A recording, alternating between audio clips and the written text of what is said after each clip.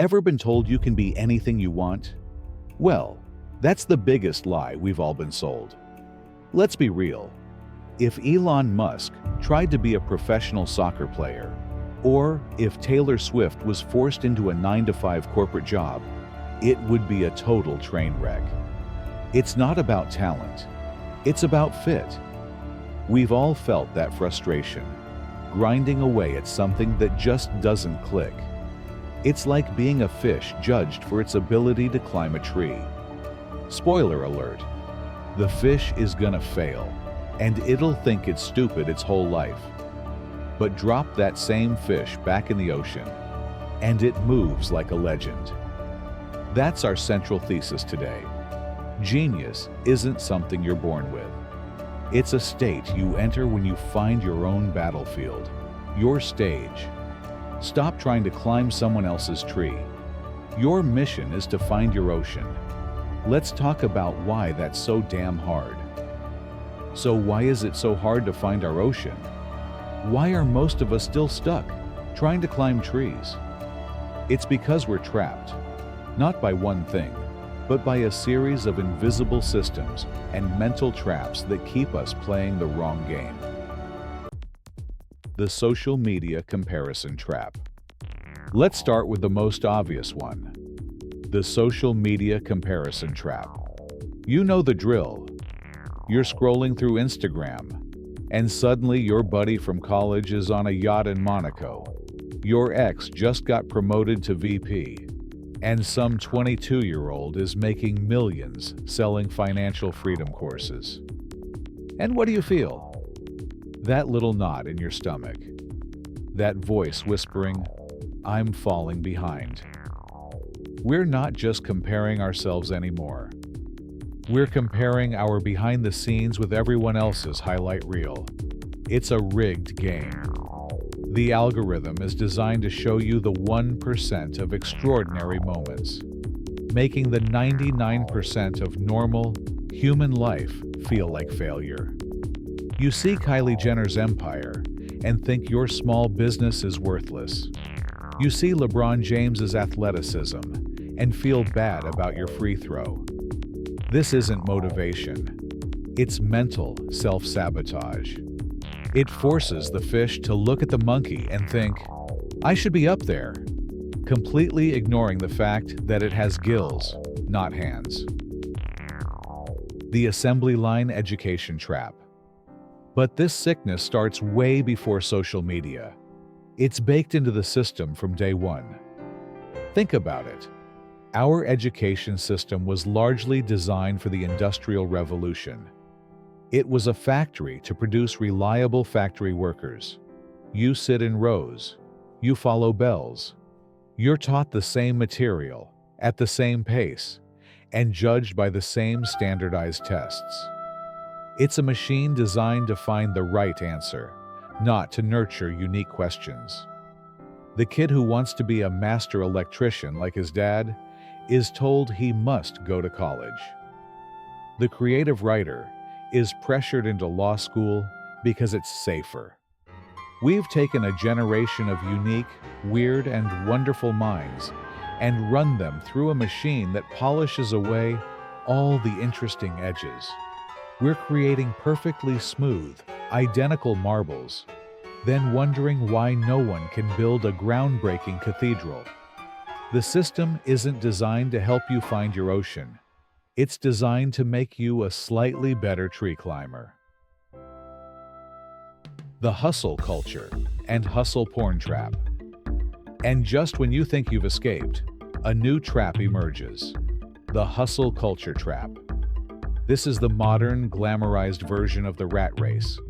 It's the toxic gospel that screams, "If you're not grinding 24/7, you're lazy. Sleep is for the weak. Side hustle your way to salvation." This is hustle porn. It's addictive, and it's dangerous. It glorifies burnout as a badge of honor. It tells the musician working 2 jobs to survive that she just needs to hustle harder and wake up at 4 a.m. instead of asking if maybe, just maybe, the system is broken. You're running on a treadmill that's constantly speeding up, convinced that just a little more speed will bring you happiness. But the treadmill has no finish line. You're burning out, not because you're on the wrong path, but because you've been sold a lie that the path requires suffering. It confuses motion for progress and busyness for purpose. The fish is now exhausted, not from swimming, but from trying to run on land. The identity and borrowed dreams trap. This is the deepest, most insidious trap of all. The identity trap. This is when the borrowed life becomes so ingrained, you forget it was never yours to begin with. You pursued the finance career because your dad was so proud. You bought the giant SUV because it signals success in your suburb. You chased the promotion, not for the work, but for the title that will finally make you feel valid. You've built an entire identity on a foundation of borrowed dreams. You're the star performer in a play you never wanted to audition for. And the scary part? It can feel good. The applause, the validation, the paycheck. It's a powerful drug, but it's a loan that eventually comes due. One day, you'll be sitting in your corner office or looking at your perfect life on paper, and a terrifying question will creep in. Is this it? Is this all there is? That moment of clarity is both brutal and beautiful. It's the system crashing. It's you realizing that you've been wearing a costume for so long, you forgot what your own skin feels like. And that discomfort, that quiet voice of rebellion, that's not a crisis. That's your true self, your inner fish, finally remembering it was born for water. That moment of clarity, that is this it feeling, isn't the end. It's the beginning. It's your internal compass finally breaking through the static. So now that we've identified the traps, what's the way out? How do we actually find our ocean? Redefining genius, the authenticity code. Forget everything you've been told about genius. The real genius isn't the person with the highest IQ or the most trophies. The real genius is the person who cracked their own personal code. They're the ones who understood their unique operating system. Think about it. Steve Jobs wasn't a genius because he could code the best. He was a genius because he understood, at a bone-deep level, that technology married with beautiful design could be soul-stirring.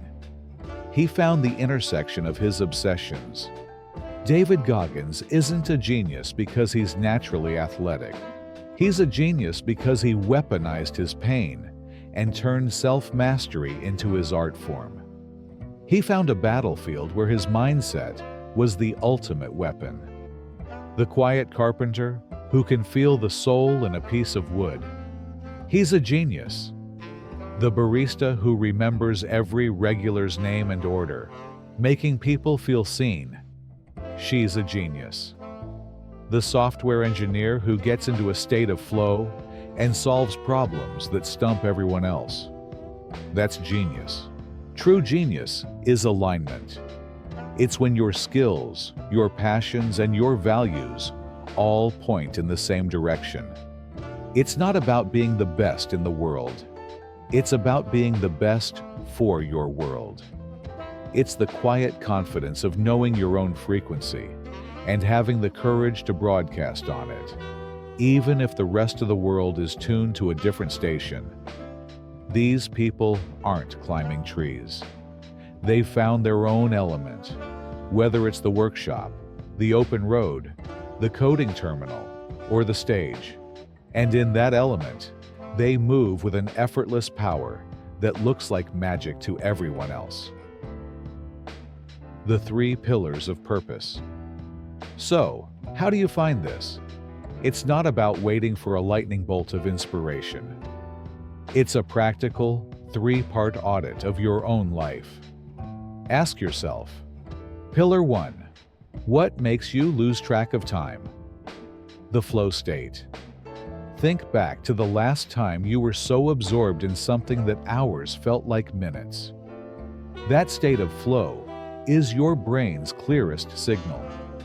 It's not always fun in the lazy sense. The programmer debugging complex code, the athlete pushing through a brutal workout, the writer wrestling with a sentence. It's deep engagement. Pay attention to the activities where your curiosity is naturally pulled, not where your willpower has to be pushed. Pillar 2. What problems do you uniquely care about? The irritation. The world's problems are your compass. What injustice makes your blood boil? What inefficiency drives you crazy? What broken system do you feel compelled to fix? For Elon Musk, it was the stagnation of space travel and sustainable energy. For a local community organizer, it might be food insecurity in their neighborhood. Your purpose is often hidden in the things you can't stand leaving broken. Pillar 3. What can you endure? The cost. Passion is not just about joy. It's about tolerance for the grind. Everyone loves the idea of being a rock star.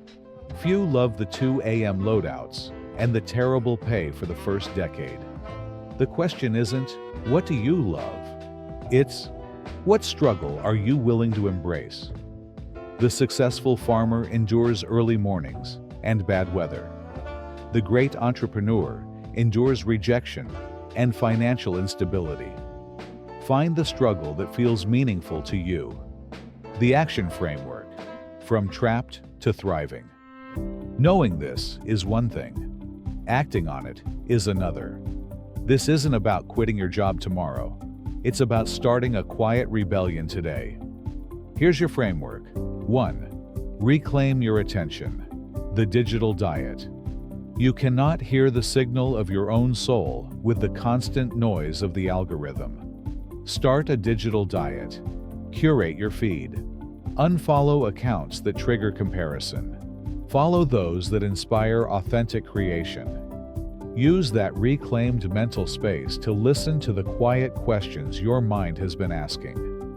2. Run small experiments. The 5% Project. You don't need to bet your entire life on a hunch. Bet 5% of your time. Always wanted to code? Build one small app on weekends. Dream of woodworking? Take a single class. Fascinated by marketing? Help a local nonprofit with their social media. These are low-stakes, high-learning experiments. They're the sonar pings you send out to map your ocean. 3. Find your tribe, not your audience. Stop trying to impress everyone. Start looking for the few people who get it. Find the community, online or in person, that shares your weird curiosity. The mastermind group, the writing circle, the makerspace. These people won't just support you. They'll reflect a truer version of yourself back at you. In a world of tree climbers, find your fellow swimmers. 4. Reframe your metrics of success. The old scoreboard was money, titles, and likes. It's a rigged game. Create your own scoreboard. Is it the depth of your learning? The amount of creative freedom? The impact on your specific community? The feeling of alignment at the end of the day? When you define success on your own terms, you become immune to the pressure to perform on someone else's stage. The courage to swim. This entire journey boils down to one thing: courage. The courage to be misunderstood. The courage to take a lower-paying job for more autonomy. The courage to be a beginner again. The courage to disappoint others in order to be true to yourself. The courage to admit that the life you built was for a person you no longer are. It's not a single, heroic leap. It's a daily practice of choosing the ocean over the tree. Every time you choose a real conversation over mindless scrolling, every time you work on your 5% project instead of another Netflix episode, Every time you listen to that quiet inner voice, instead of the roaring crowd, you are swimming. You are not falling behind. You are finding your current. And when you finally stop fighting to climb and start learning to swim, you'll discover a power you never knew you had. You were never broken. You were just a fish being judged by a monkey's rules. So, where does this leave us? It leaves us with a simple but radical choice. You can spend your life trying to win a race you never signed up for, on a track that doesn't fit your stride. You can exhaust yourself trying to become the best tree climber in a forest that was never your home. Or you can do the one thing that truly requires bravery. You can stop climbing and start swimming. Your life's work isn't to become a perfect copy of someone else's success story. It's to uncover the original that only you can be. That thing you do that feels like play to you, but looks like genius to others, that's your ocean. That quiet pull you feel towards a specific kind of problem or creation, that's your current. The world will try to measure you by its broken yardsticks, followers, salary, status. Your only job is to stay true to your own internal compass. The most profound success isn't about standing above others. It's about standing fully in your own truth. So let this be your turning point. Let this be the day you grant yourself permission to stop imitating and start initiating. To stop following a map drawn by others and start charting your own territory. The greatest act of rebellion isn't to break the rules. It's to finally, unapologetically, live by your own. Now, go find your water. It's waiting for you.